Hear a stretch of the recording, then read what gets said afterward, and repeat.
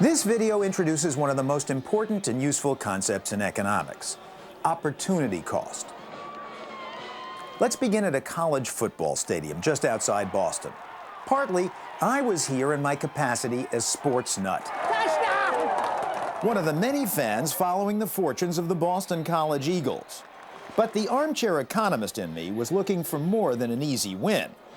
Seeing that so many people had chosen to spend their day cheering their favorite team to victory, I wondered first about the economic benefit these fans placed on attending the game. Let's say I offered each of you, I said, I'm going to buy your ticket, you can't go to the game. How much would you offer? $10. Not worth it. Would anybody take 15? No. 75? No. 80? If I give you 80? I'd take 80. I set my limit at 100. Let's say I offered you $100 for your ticket. I don't think so, Charlie. I don't see that. I'm sorry. I can't do it. $500. No. $600. No. Come on. I'd give you $600 right now. No, this is my day. This is it, yeah. So if I'd offer you $10,000, you literally wouldn't do it? No. No. No price? No price. Now, maybe this guy's ticket really is priceless. We'll check in with him later to find out.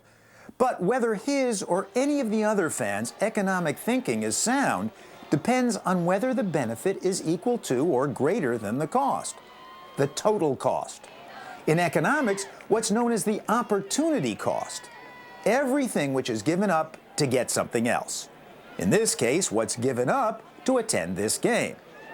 How does an economist look at opportunity cost? We asked Professor Mary Stevenson of Boston College's rival, the University of Massachusetts. Well, it's the single most important concept in economics. It's the choices that we have to make and what we sacrifice when we make a choice. For many of us, we have hard choices to make about how we're going to spend our limited money. But even for people who have lots more money than we do, there's still the question of how you're going to spend your time. Even somebody like Bill Gates has to make choices about how to spend his time because he has the same hours in the day that the rest of us do. In other words, the practical implication of scarcity in economics is that everything we do has a cost, an opportunity cost. Suppose, for example, that we asked Nobel laureate economist Robert Solow to speak to your class. In economic terms, how would he analyze it? I say to myself, what would I do with the time and trouble that it's going to take me to prepare for this class, give the class, answer the questions, come back home, take a shower, and settle down for the evening? And that will give me a number. Suppose I can value that time and trouble. The thing I would do instead of doing that is something that I would pay $1,000 to do.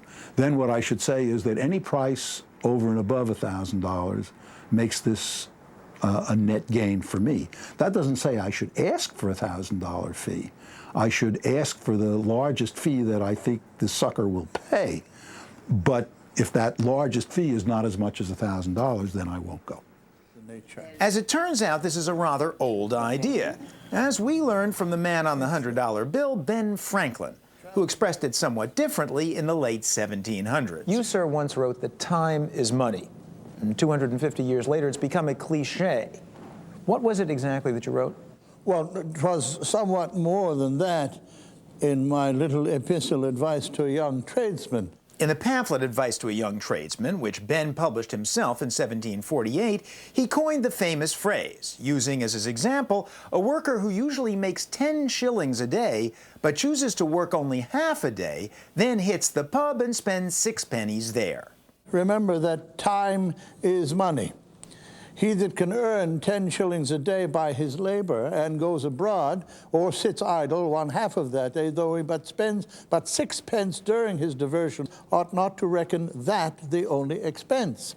He has really spent, or rather thrown away, 5 shillings besides. So your point is that time is money in the sense that he's foregone the 5 shillings he would otherwise have made. He has not the opportunity, right. Ah, and they now call that opportunity cost, you know.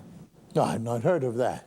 Opportunity cost. The cost of having been idle when he could have been earning money. Ah, I see your point. I see your point. I think it was your point, sir. Now, the concept of opportunity cost includes all the resources that go into any course of action: cash out of pocket, time, energy, and so forth. Resources both hidden and obvious, translated into the coin of the realm in economics, money.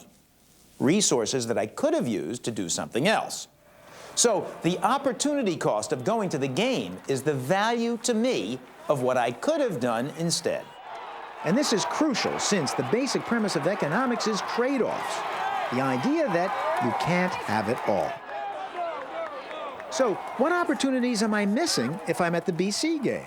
You could have been at the Nutmeg Ballet, or you could have been at a nightclub.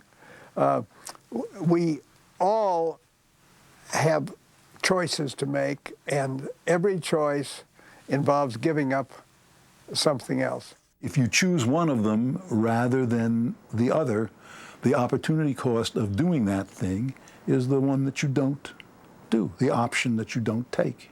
And what it's worth to you. And what it's worth to you, its value to you.